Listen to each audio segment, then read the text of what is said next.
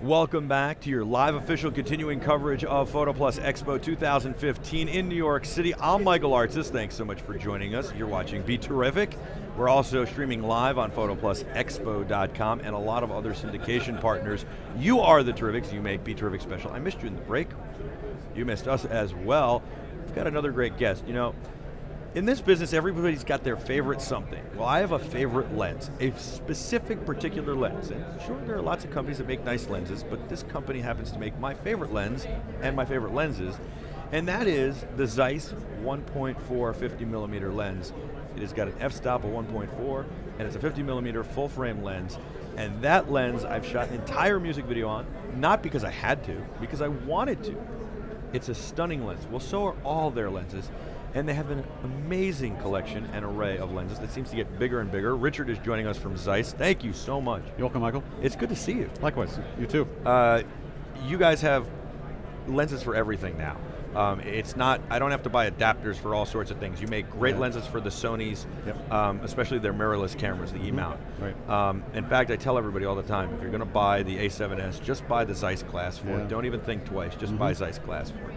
You've got, I think you have some Micro Four Thirds stuff as well. No, we haven't gotten into Micro Four Thirds. But you can certainly buy adapters to make the lenses work on Micro Four Thirds. Right. You got the F mount, you've got the EF mount for Canon, and I think you have some PL mount glass as well. Yeah, so we have quite a wide range of PL lenses. So Zeiss historically has been in the motion picture business since the 30s, partnering with ARRI, so the Master Prime and Ultra Primes. So the Alexa is probably the most popular camera in film and TV today. Exactly. So ARRI has a long history, great tradition, and we've been working with them for a long time. They're our reseller for Master Prime and Ultra Prime lenses. So a lot of the feature films, episodic TV shows are shot on our high-end glass. And then for the entry-level video market, we have a line called Compact Primes, compact zooms. So they're more affordable, but still great image quality. A lot of people, especially filmmakers, say you only shoot on primes for filmmaking. There are zoom lenses out there. Sure. You talked about how you started working with ARRI with primes.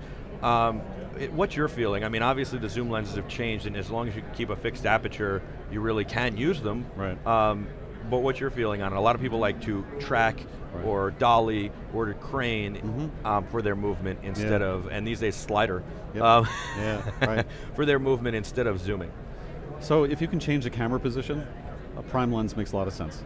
Right, so as you say, there's lots of ways to move a camera, Steadicam, dollies, cranes, but there are situations when you cannot move the camera position. So you look at broadcast, the event, this sort of thing, where a zoom lens, the only way to capture an image and to fill a frame is to zoom in and zoom out. So there's definitely applications, time and places where a zoom lens makes more sense than a prime. Having said that, a prime lens is typically going to be a faster aperture. So if you want to shoot lower light, emphasize depth of field, you want to go with faster aperture lens. And typically a prime lens in its given focal length is sharper than a zoom at the same focal length. Right. All right, so a 50 millimeter prime is going to be sharper than a 50 millimeter zoom. Right. Your lenses have such great bokeh to them too when you do the shallow depth of field, which is, you said fast aperture, also a lower aperture. So a 1.4 is a lower aperture than a 10. A 10 is going to have a lot of things in focus. The 1.4 might start from right here with your nose in focus, and you'll start getting blurry as we move across your face. There are a lot of great cameras in the Sony line. Sony's got also the FS7 series, which is more for run and gun filmmaking and filmmaking. And then they've got this A7 series, the A7, the A7 II, the A7R II, and now the A7S II. Full frame sensor, and just unbelievable. You can even get 4K out of the A7R II and that's crazy. And also the A7S II. So you have some lenses for that. You have an A7R here we can talk about, and that camera is more geared towards photography than it is towards video, but the lenses work for both. Absolutely. So when we're developing lenses now, we look at both motion capture and still photo as two very valid applications for the lens. But very different, so you have to really work hard to make a lens that works for both, right? You really do. The breathing characteristics of a lens shot for motion. You want to make sure as you rack the focus of a lens that you're not basically changing the magnification of anything in the frame. So you don't want anything in the background to be basically changing size or changing position in the frame, and controlling breathing in that regard is a kind of a critical feature for when we design a lens. What goes into making your lenses? Is it that makes them so special? Is it the way they're manufactured? Is it the type of glass used? Is it the coating, or is it all of the above? Yeah, it's all of the above. It's actually, it's almost like a three-legged stool, right? So each of the legs helps to support the stool. Take one away and the stool topples over. And so we look at the design of the lens, we look at the materials, and we look at how the lens is made. And each of them play a critical role. Tell me about the different lenses we have here, because some of these are just gorgeous. Yeah, so these two lenses in particular, so the new Batis series of lenses, and by the way, the names of our lenses now reflect the Latin name for birds. Wow, very cool. So we started this with the Tuit, which was APS-C lenses for Fuji X and Sony E-Mount, and then the Otus lenses, so Otus is an owl. The Otus lenses are amazing. I want to spend a few minutes talking about that. Yeah, and actually I'll show you a new one we just introduced. All right. So for the Sony full frame E-Mount, we have two direct lens solutions. The Batis, our autofocus full frame, and then the Loxia, our manual focus full frame. And we're really going after two very different applications for those products. So an autofocus lens is more of a general purpose. Right now, two lenses in the line, more to come. There's a 25 f2 and an 85 1.8. So these are fully compatible with the Sony camera. They interface with the electronics. They're full autofocus. Wow. The 85 1.8 has image stabilization built into the lens. Wow. And what's really cool is that there's an OLED display on the barrel that when it's powered up gives you real-time readout of your focus distance and depth of field. That's genius. Yeah, it's great. I really like that. Wow. Okay, very, very cool. And then the Loxia. So the Loxia right now, the 21 f2.8 is the latest lens. It's an ultra wide angle, manual focus, full frame E-mount, and designed from the ground up to be a brand new lens for the A7 series. Wow. I love how smooth it is. Yeah. I really like manual lenses. I'm not a big fan of autofocus. Yeah, and it's worth pointing out that manually focusing a lens with a camera that has electronic viewfinder is easy. Yeah. Because you're using the focus aids built into the camera. Right. Focus peaking, the magnified viewfinder, makes manual focusing a lens well, really and a lot simple. of times these days, people, especially with the A7 series, use HDMI output to go to a Atomos Shogun or something else. Now you have a bigger monitor, right, and also those features built in like focus peaking. Exactly. So yeah, you know, we look at the Loxia lens to really have two unique applications. So for still photo, a street photographer, it wants the zone focus. All right, so they're going to preset the focus using the depth of field marks and the focus scale on the lens. And it basically, when they do a street shot, they're not really going to bring up the lens or the camera to focus. They're simply going to compose and shoot. Right. And we also promote for filmmakers because you have manual focus control, but you also have a manual aperture on a lens, and that aperture can be declicked.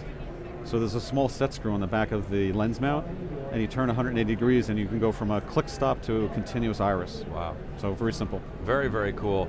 How did you first get involved with Zeiss? Actually, I know you've been there more than a day. More than a day, almost 10 years now. Wow. So I joined Zeiss from Hasselblad. Okay. So another revolutionary and legendary brand. Yeah, and Hasselblad had been using Zeiss lenses since the late 1950s. So it was nice. It was had an opportunity to develop a relationship with the company. When did you first get interested in photography? When I couldn't sketch really well.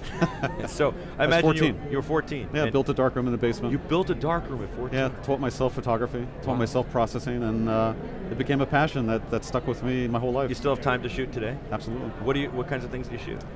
I'm shooting urban landscape. Yeah, I'm shooting usually pre-dawn, I'm shooting dusk and when the light looks interesting. So you got up early this morning and shot some stuff? Yeah, so I'm walking the city streets. Wow. Yeah. Because you don't get a chance to be in New York all that much. Exactly. Once, twice a year maybe. Yeah. So let's talk about this lens. So you mentioned before your favorite lens is the 1.450. Yes. This is the next generation 1.450. This is beautiful. So the planar 1.450 was a classic lens design. Yes. Right? That was a bit soft, wide open, and some people liked that, but stopped down, the lens was razor sharp. So what we wanted from the new lens was a much higher level of performance, wide open aperture. So the new lens line is called Milvus, and Milvus is a Latin name for a raptor, and this is a brand new optical design, 1.450, and we also have a brand new 85 1.4. Now these are available in both F-mount for Nikon cameras, EF for Canon, and we're shipping today. Wow. So great glass. I mean, it feels amazing in my hand, and I already know it's great glass. You Yeah. don't have to tell me you've only improved upon it. So. Yeah, and again, it's a lens line that we promote for both still capture and for video. Wow. So the Nikon mount, because of the manual aperture, Sure. can also be declicked. So for filmmakers, you have a continuous iris. That's unbelievable. Yeah. That's really, really great. And then, well, I don't even want to touch the Otus. So the last lens of the line is the third lens in the Otus family. Now, it's not inexpensive, but it is unbelievable. Crazy. So our goal with this particular lens, Very worth it, I should say. it is, was basically, the typical compromises in lens design have to center around the price of the lens, the size, and the weight. And as you can see here, it's a rather hefty lens. Yep. It's rather big, 95 millimeter front diameter, but it's designed with no compromises in terms of image quality. So 1.4, this lens performs as well wide open as it does top down. Amazing performance. So this joins the 55 Otus and the 85 Otus. And brand new. I believe you told me with the Otus line, you guys went to the engineers and said, no compromise. We want you to design a lens series with no compromise at all. We're not going to restrict you by price. We're not going to worry about what price point it has to hit on the market. Exactly. Size, weight, all that stuff. Just make the absolute best lens you can make. Exactly. So it's an apochromatic lens. This means the red, green, blue light all focus on the same pixel point. No chromatic aberration at all, even wide open. Unbelievable. Crazy, yeah. It really is. Yeah. What tips would you give young photographers? Shoot. Shoot every Just day. shoot. Every day. I mean, image making is learned. Yeah. You're not born to be a good photographer or a good filmmaker. This is something you have to do day in and day out. You carry a camera on you, and you learn from looking at your images, and you self-edit, and you improve upon what you shot the day before. I always say, we're like athletes, even here. We have to look back at the footage as like it's game tape and Yes. see how we can do better. And photographs and video, no different. You got to look at it and go, where could I have improved it? The audience doesn't know what you don't have, but you do. Right, and at an event like PhotoPlus, there's portfolio reviews. Yeah. So take advantage of the talent that's out in the industry and come in and show them your work and get some constructive criticism. I mean, they're not there to put you down, but they're there to take a look at your work from an objective third party and suggest improvements. And it could be improvements in the craft, which could be the technique and tools, but also in how you compose, things like that. Absolutely, great advice. Thanks. Richard, thank you so much for coming on. Pleasure. It's Thank great you. to see you. That's Richard from Zeiss. You got to check out Zeiss. I'm telling you, you're going to fall in love. Just start with one lens. You'll have to have the whole collection, just like me. All right, we'll be back with a whole lot more on your live continuing PhotoPlus Expo 2015 official coverage on BeTerrific. I'm Michael Artsis, you're the Terrifics. Don't go anywhere, we have a lot more to come. We'll be back right after this. Stay with us.